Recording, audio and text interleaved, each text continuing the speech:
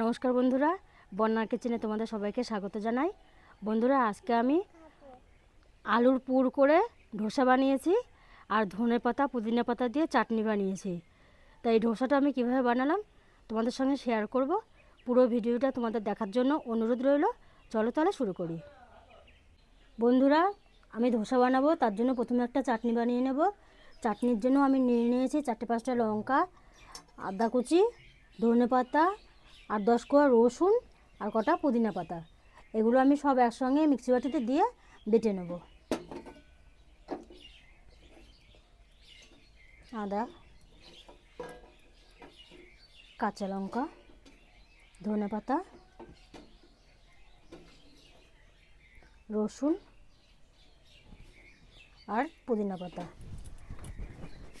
আর দিয়ে দেবো সামান্য লবণ। এবার আমি এগুলো সব একসঙ্গে বেটে নেব। তো বন্ধুরা, এবার আমি ধোসার তরকারিটা রান্না করে নেব। তার জন্য কড়াইতে প্রথমে আমি তেল দিয়ে দেব।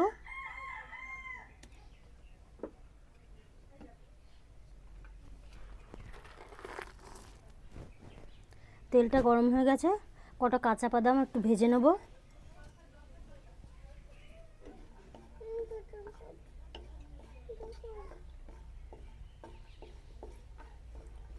বাদামটা একটু লাল করে ভেজে নেব। বন্ধুরা, বাদামগুলো ভাজা হয়ে গেছে, এবার আমি তুলে নেব।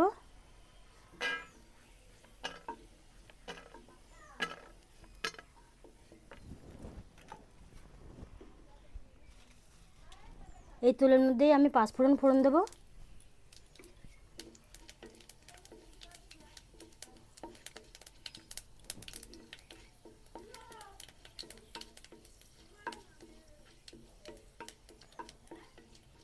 ফোড়নটা ভাজা হয়ে গেছে, এর মধ্যে আমি আদা রসুন আর পেঁয়াজ একসঙ্গে বেটে রেখেছি, এই বাটা মশলাটা দিয়ে দেবো।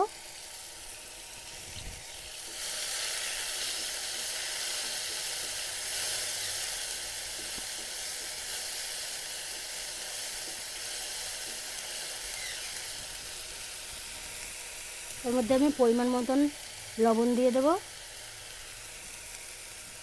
হলুদ দিয়ে দেব,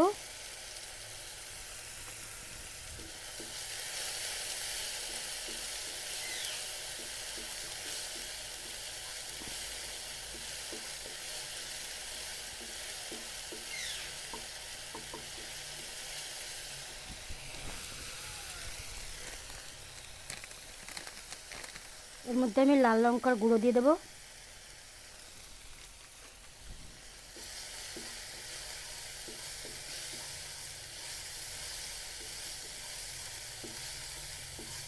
মশলাটা ভাজা ভাজা হয়ে গেছে, এর মধ্যে আমি সিদ্ধ করে রাখা আলুগুলো দিয়ে দেব।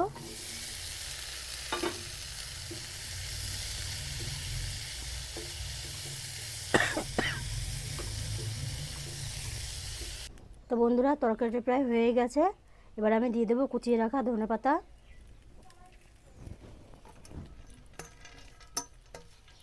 আর ভেজে রাখা বাদামগুলো দিয়ে দেবো। আবার একটু ভালো করে মিশিয়ে নেব।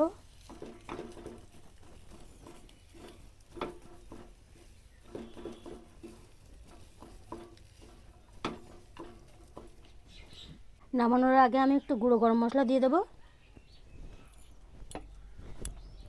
এবার আমি নামিয়ে নেব।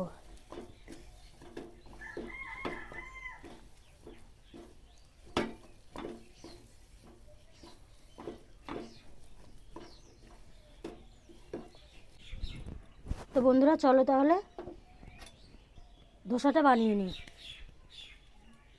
আমি এখানে গোবিন্দভোগ চাল আর বিউলির ডাল বেটে নিয়েছি। ডোটা ঠিক এরকম তৈরি করতে হবে, এরকম। এর থেকে পাতলা হলে কিন্তু বন্ধুরা ভালো হবে না।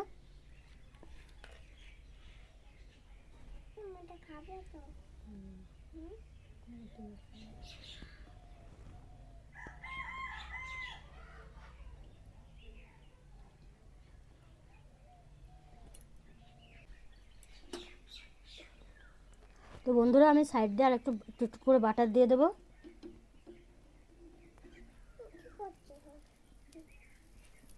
আর এর উপর দিয়ে একটু বাটার দিয়ে দেবো আমি।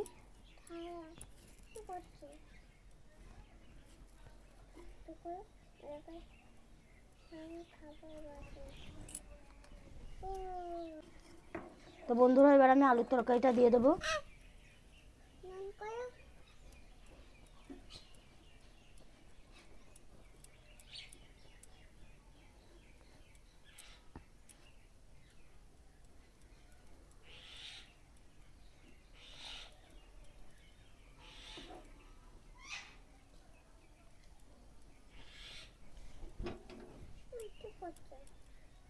আলুর তরকারিটা দিয়ে এরকমভাবে আমি উল্টে দেবো।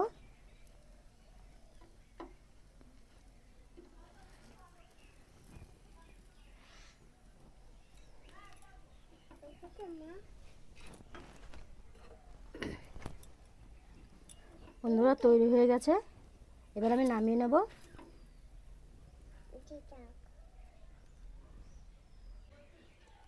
বন্ধুরা আলুর পুরের ধোসা তোমাদের কেমন লাগলো কমেন্টে জানাবে, ভালো লাগলে লাইক শেয়ার করে দিও। আজকের ভিডিও এই পর্যন্তই, আবার দেখা হবে নতুন ভিডিওতে।